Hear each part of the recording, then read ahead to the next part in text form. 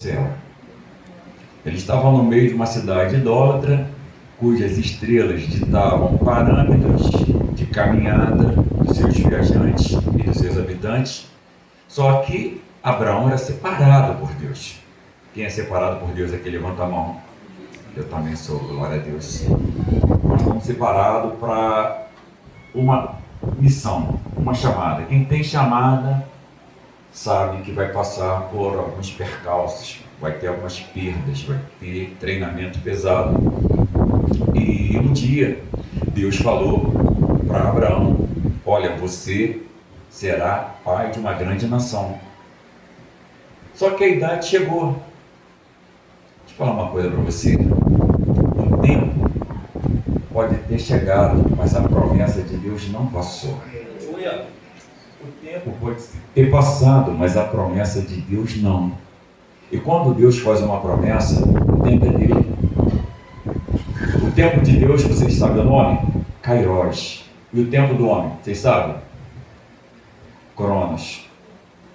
Então, Eclesiastes 3, que diz que debaixo do céu tudo tem o seu tempo.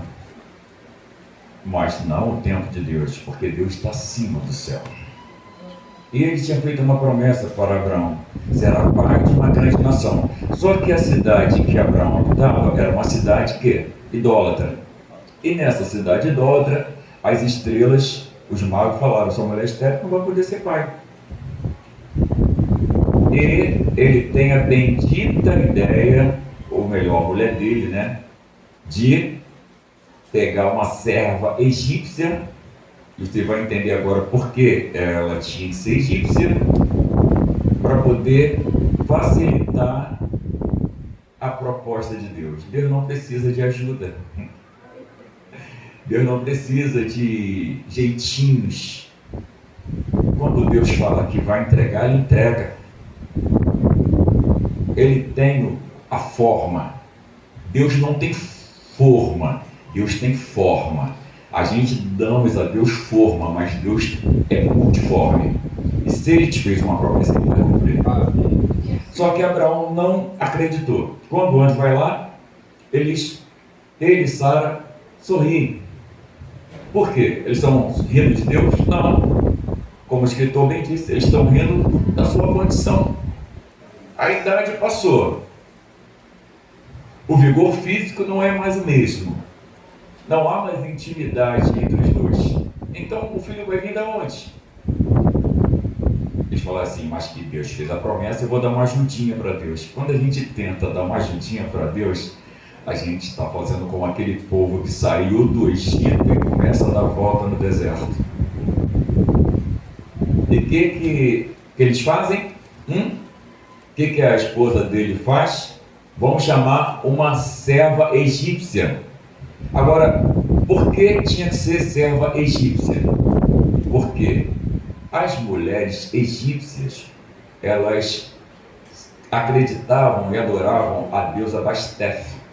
Essa deusa Bastef, ela tinha o rosto de gato, usava um pandeiro, tinha um corpo sensual e carregava uma cruz atravessada. Era uma mistura de religiosidade com sensualidade. E era chamada a deusa da fertilidade. Olha para mim, se a gente for olhar dentro de um parâmetro religioso, Abraão, pai da fé, glória a Deus, a gente crê nisso, eu também creio, a gente tem reverência por Abraão. Mas se a gente for olhar pelo olhar meramente natural, racional, Abraão foi um dos maiores escravocratas que esse mundo já conheceu. Abraão tinha escravo de tudo quanto é etnia, de tudo quanto é povos. Ele era escravocrata, ele vivia disso. E por que a mulher dele escolhe justamente uma escrava egípcia? Porque ela pensou: ué, se essas escolhas escravas aqui não servem a deusa Bastef, essa aqui egípcia serve. E se ela serve, ela não é estéril. E se não é estéril, ela vai dar um filho para o meu Senhor. Não tente ajudar Deus no processo que você tem que passar sozinho com Ele. Porque o processo que você vai tentar ajudar Deus vai te levar lá para o final da fila. E você vai ser conhecido como aquele povo que saiu, mas não entrou. Saiu do Egito, mas não entrou na terra. entende isso aqui? E essa serva egípcia, ela tem um filho. Mas olha só, Abraão e Sara sorriram, mas não foi de Deus. Entenda bem. Sorriram de quê mesmo? Hã? Da condição deles. Isso, a minha aula não é monóloga, não. Gosto dessa interação, até para a gente poder saber se vocês estão compreendendo bem. Eles riram da condição física deles. Deus, ele faz o extraordinário, não contando com a nossa capacidade, mas com a capacidade dele. Entendeu? Eu creio que esse vai ser o seu ano, tá? E vai ser o meu ano também. Aleluia. Eu não precisa que você seja como Agar, que sirva, que vai procurar, como Sara, que vai procurar outros meandros. Não. Se ele prometeu, ele vai cumprir. Agora, qual é o significado do nome Isaac? Você sabe? Por que sorriso? Quem ri por último, não. Lá no início eles riram. Deus vai falar, vocês riram agora? Então agora vocês riram das suas condições. Agora vocês vão rir de felicidade. Como está escrito em Jó, capítulo 8, verso 7, que o seu último estágio será... Você começou com um estado pequeno, mas seu último estágio será grande. E você dará sorriso de alegria. Amém? Como diz em Jó, capítulo 8, verso 21, e o Senhor te fará sorrir novamente. Então, se tem um sorriso que você precisa dar, faça as coisas debaixo de obediência. Eu falei hoje de manhã, posso resumir aqui, pastor? Pode. Eu falei de manhã? Pode. Deus, ele chamou Isaac. Primeiro ele chama Abraão. Agora ele chama Abraão de novo, porque ele quer o quê? Ele não quer Abraão, ele quer Isaac. Porque não é sobre eu estar aqui hoje no culto do domingo, é a minha caminhada diária que vai dizer que eu sou diante de Deus. Deus não é um Deus de momento, ele é um Deus contínuo. Eu estou lá tomando banho, eu estou no trabalho, eu estou em casa, eu estou no mercado, eu estou... E Deus, ele tem que estar comigo. E quando ele chama Abraão, ele chama por quê? Abraão sorriu lá atrás porque falou assim, eu não tenho condição. Então, Deus dá Isaac para ele. Você riu lá atrás, mas agora você vai rir, mas de alegria e de felicidade. Só que essa felicidade fez com que ele se prostrasse aquilo que Deus havia dado a ele.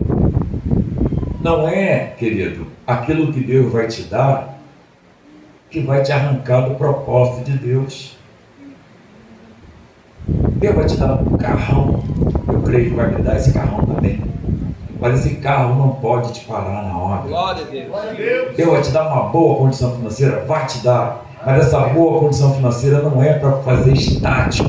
Não, a caminhada ela é contínua, ela é perene. E aí o que acontece? Quando ele chama no capítulo 22 de Gênesis Isaac vai com os meninos. Presta atenção, eu falei isso de manhã e eu acho que você aproveitou se falar isso aqui. Ele sai com os meninos. Isaac, Abraão na frente, Isaac e os meninos atrás. Só que quem está carregando lenha e fogo é Isaac. Chega um determinado momento em que o pai Abraão fala, olha, a partir de agora vai só eu e você. Vou falar uma coisa para você. As igrejas por aí estão cheias de meninos. E meninos vai até um certo percurso. Mas que passou dali, só vai quem é filho e quem é servo. Porque menino fica no meio do caminho. Aleluia. Menino não vai até o fim. Oh, glória. Menino é emocionado. Ai, que culto maravilhoso. Ai, hoje está uma bênção. É o menino que vive de momento. É o menino que não passou pela peneira do trigo. Então o menino fica para trás. mas filho e servo vai até o final. Menino não é filho, mas todo filho é servo. Se você é filho, você está debaixo de uma obediência. Se você está debaixo de uma obediência, o que Deus falou para Abraão? Sai da tua terra e vai para o Monte Moriá. Não foi isso? Hã? Foi? Não foi isso. O que Deus falou para Abraão? Sai da tua casa e vai para a terra de Moriá. Um dia Deus falou, eu estava lá em Saquarema, e Deus falou para mim: sai de Saquarema e vai para a terra de Moriá, não, vai para a terra de Maricá. Agora, o lugar de sacrifício é ele que escolhe. A terra ele foi, Moriá. Agora o lugar de sacrifício, o monte, é ele que escolhe. Em Maricá tem centenas e centenas de igrejas, mas Deus escolheu você justamente para ficar aqui.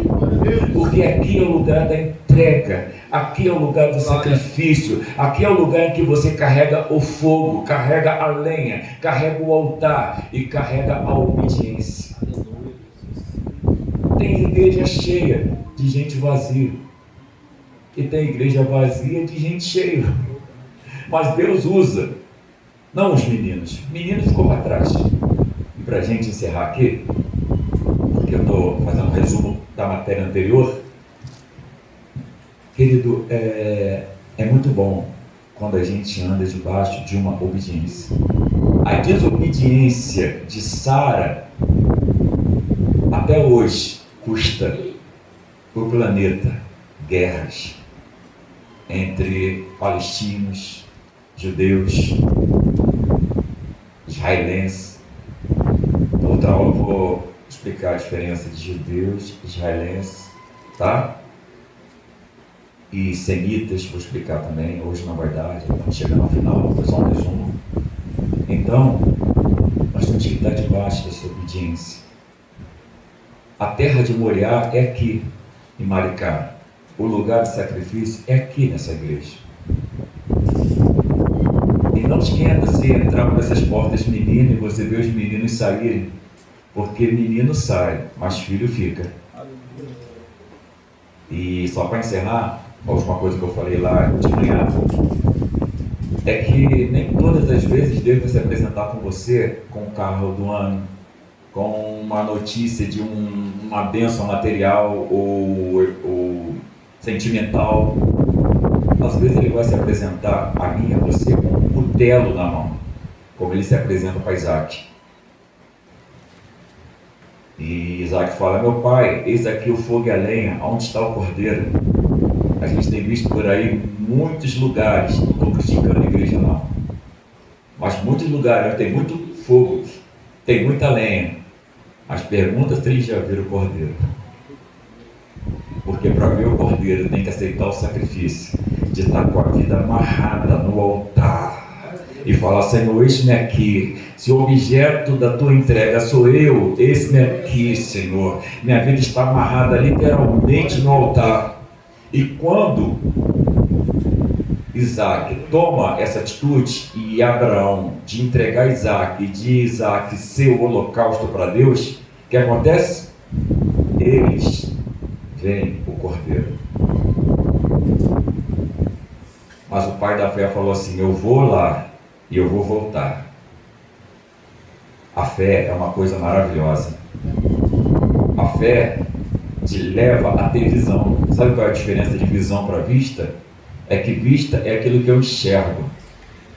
Visão é aquilo que eu já visualizei. E a gente não anda por vista, a gente anda por fé, que vem de uma visão. Então, se Deus te prometeu algo, pode sorrir, mas não sorria da tua incapacidade, porque se Deus fosse depender da capacidade de cada um de nós aqui, Ele ia fazer o que em cada vida aqui? Então não é sobre a minha capacidade, é sobre aquilo que eu entrego. Vamos ficar de pé. Amém? Vocês entenderam a aula? Hoje foi meio monólogo, mas na outra aula vai ser mais interativa, tá? Porque também o tempo foi muito curto, então não deu para a gente fazer uma aula interativa. Passar para o pastor vai estar orando? Tá, pastor? Amém. Eu agradeço a minha rica oportunidade.